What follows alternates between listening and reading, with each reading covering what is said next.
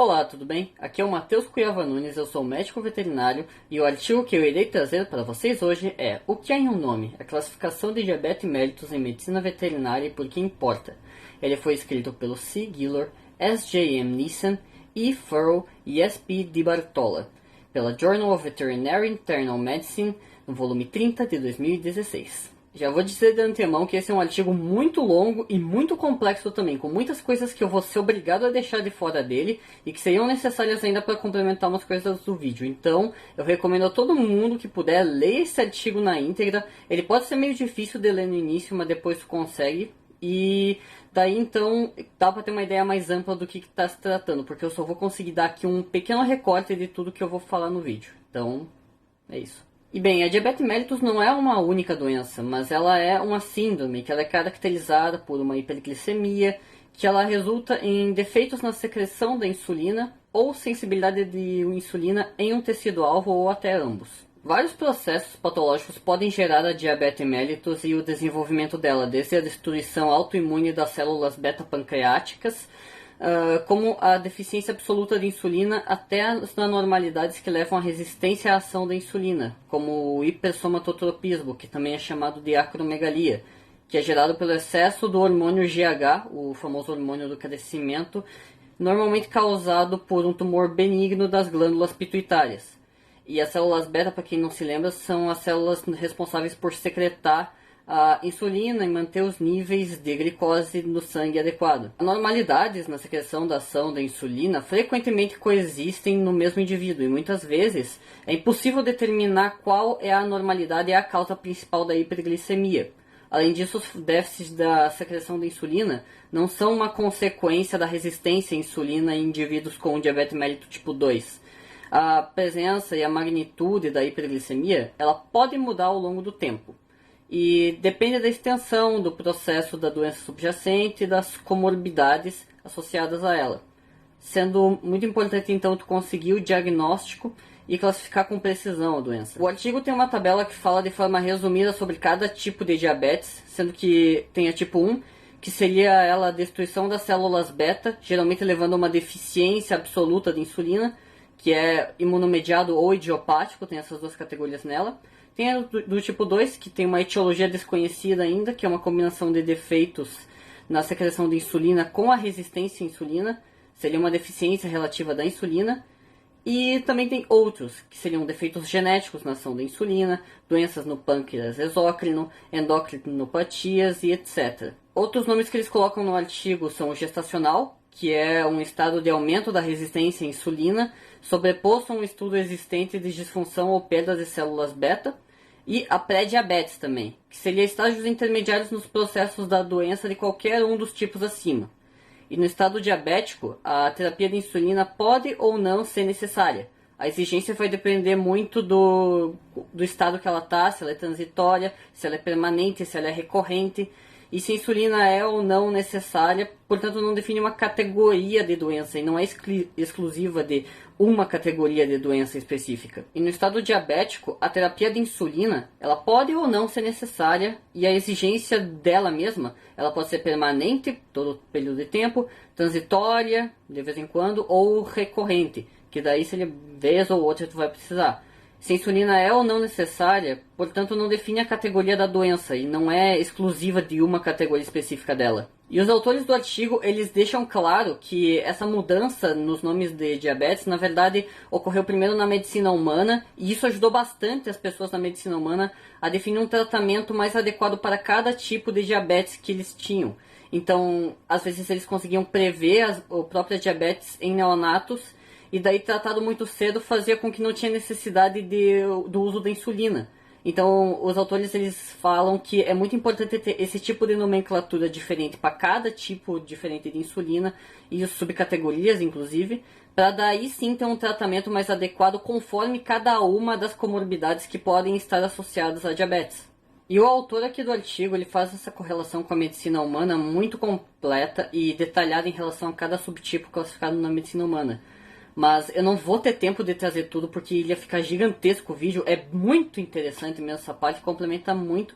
Eu vou tentar dar uns detalhes assim enquanto eu for falando, mas eu vou ter que focar na parte da veterinária mesmo. E uma definição exata da diabetes mellitus em cães e em gatos, ela não foi definida ainda na medicina veterinária, pelos muitos diferentes analisadores bioquímicos e glicosímetros que são utilizados. Só que o estudo sugere que a diabetes mellitus em cães ela seja definida basicamente como o aumento persistente na concentração da glicose sanguínea em jejum. A diabetes mellitus em cães ela é comumente caracterizada por uma hipoinsulinemia permanente, nenhum aumento na resposta dos peptídeos C e a insulina secretada. Para quem não sabe, o peptídeo C é uma substância produzida quando a proinsulina ela se divide para formar o peptídeo C e a insulina. E ele é produzido na mesma velocidade que a insulina, o que torna um marcador útil na produção da insulina em si.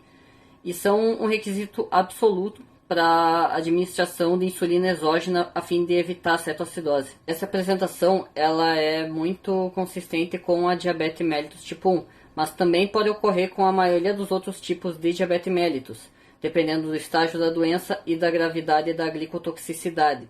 A glicotoxicidade, especificamente, ela se refere aos danos estruturais e funcionais em células beta-pancreáticas e aos tecidos-alvo de insulina causadas pela hiperglicemia crônica que o animal ia estar sofrendo. E baseado nisso, ele mencionou alguns estudos sobre algumas doenças imunológicas imunomediadas que poderiam acometer o animal. E então, com base nesses estudos que ele fez, de forma bem resumida, eu estou falando, claro, a maioria dos cães diabéticos, ele tem uma etiologia diferente das diabetes mellitus imunomediadas em humanos, portanto, é um pouquinho complicado de ser a mesma medida. Sendo que a definição em medicina humana para diabetes mellitus tipo 1 é a destruição de células beta tipicamente elevada à destruição e à deficiência absoluta da insulina. E a diabetes mellitus imunomediada é a forma da diabetes mellitus tipo 1 que resulta na destruição autoimune mediada por células beta-pancreáticas.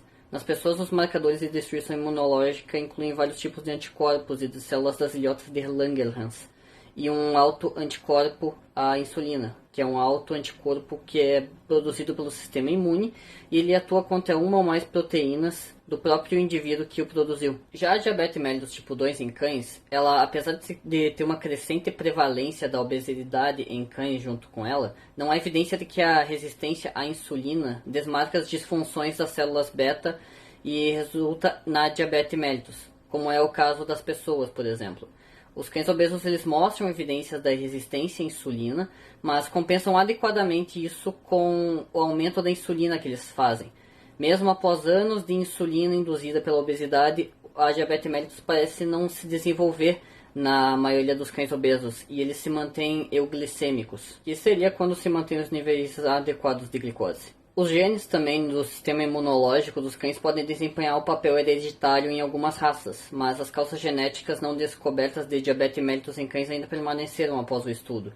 E várias raças caninas relatadas como maior predisposição a diabetes mellitus também estão em risco por várias outras condições de predisponência, como por exemplo Yorkshire Terrier, Fox Terrier, Schnauzer em miniatura. Eles são predispostos a diabetes mellitus, mas eles também têm um risco grande de pancreatite, então é muito associado a isso tudo.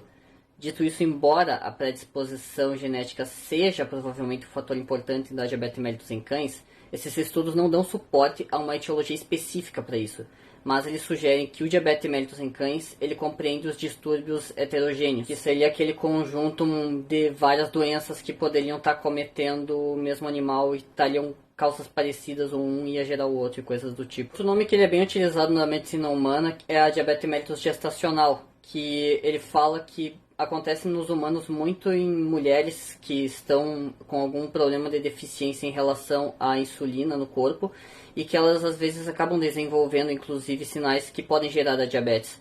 Mas ele fala que provavelmente isso é inapropriado nos cães, que independentemente da fonte ou do termo, o aumento da exposição à progesterona nos cães ele leva ao aumento do GH nas glândulas mamárias, seja durante a gestação, diestro ou como consequência de administração de progesterona.